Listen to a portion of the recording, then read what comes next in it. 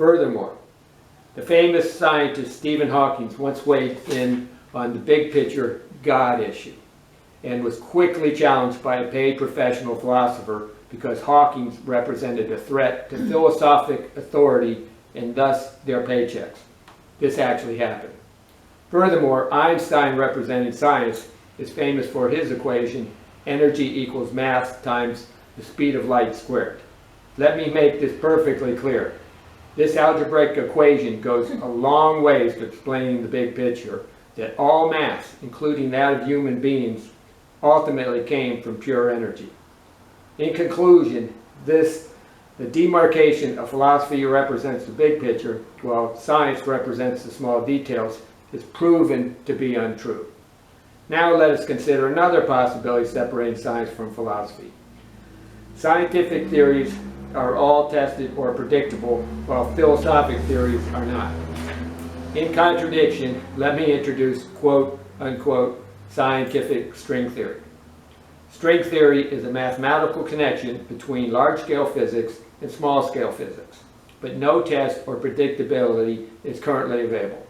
So why is string theory not philosophic? Furthermore, numerous untested multiverse theories have emanated from the scientific community.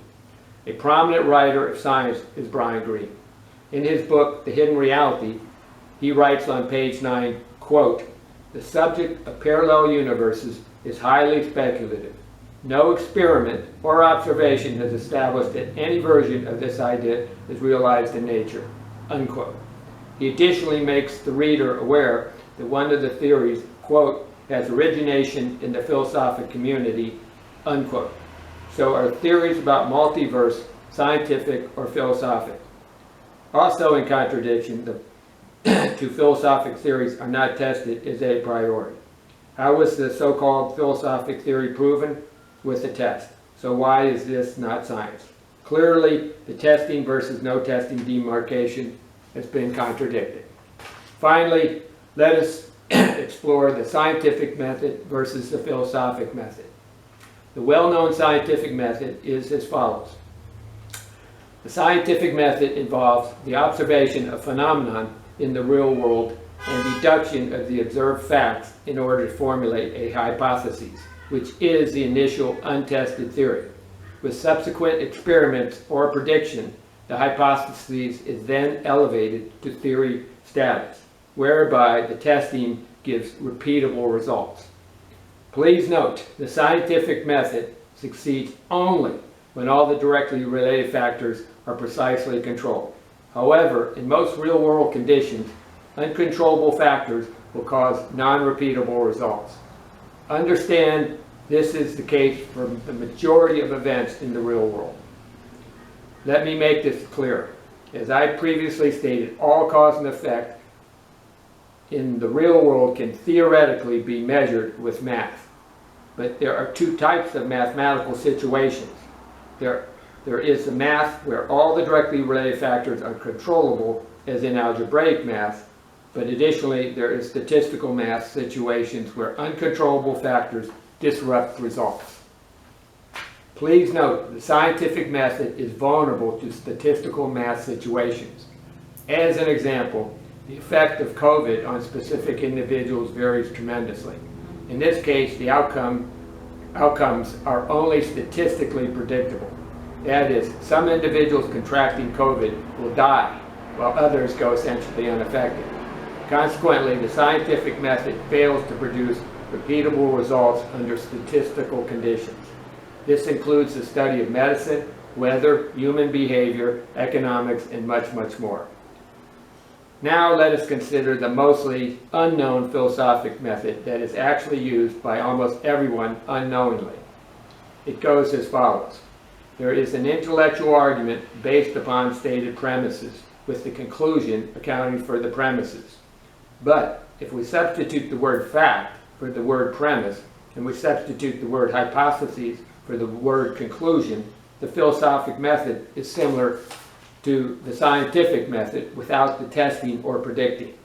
But philosophic a priori was proven with testing, so why is a priori not science?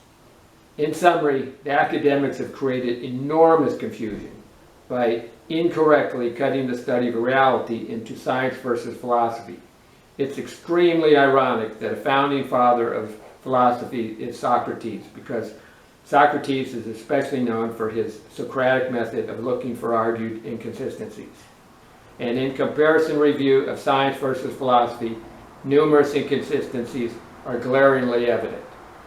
So what is the intelligent alternative? That is, what alternative, when compared, produces no inconsistencies?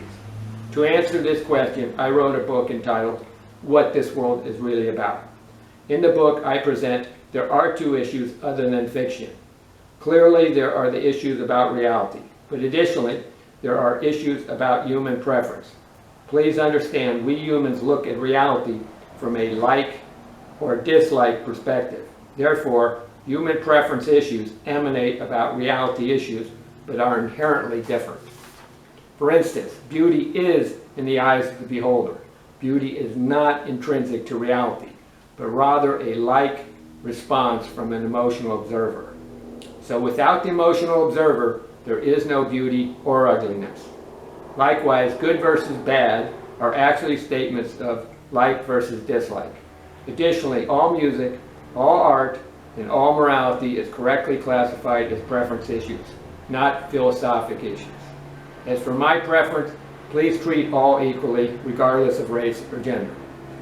In regards to science versus philosophy, these are institutional demarcations only. These are not the actual issues. If we rename philosophers potato heads, and we rename scientists knuckleheads, would there be potato head or knucklehead issues? Of course not. They don't own the issues. The actual issues are those of reality versus preference. Please understand, I am not in disagreement with what scientists actually do. In fact, I am a huge fan of NASA. I myself worked on the Delta Rocket 181 launch as an engineer. But please call science research in order to eliminate the misperception of a black magic special method. In regards to method, a correct reality theory must account for all directly related facts, including those produced by testing. But with the shortage of facts, theories must be considered speculative, not philosophic. In conclusion, the academics have promoted incorrect fundamentals benefiting their own business model while causing enormous confusion. Let me make this perfectly clear. College education, like carpentry school, is vocational only. It's a business pursuit of money, not truth. In fact, in a court of law, where details are hashed out, I would win the argument because cutting a unified reality system in two can only lead to inconsistencies as I have exposed. It's ironic the right wing in America also brainwashes its followers by repeating provable false conclusions over and over again. For instance, when information is compared, Hillary Clinton was not a crook. And Donald Trump did in fact lose the 2020 election as 60 failed lawsuits supported. Furthermore, all religion is nothing more than pure superstition. But education is vocational only. It teaches nothing to prevent the successful selling of nonsense. So if you agree the world is spherical, not flat, please consider my presentation and forward to others. Let's bring some sanity to planet Earth. Thanks for listening.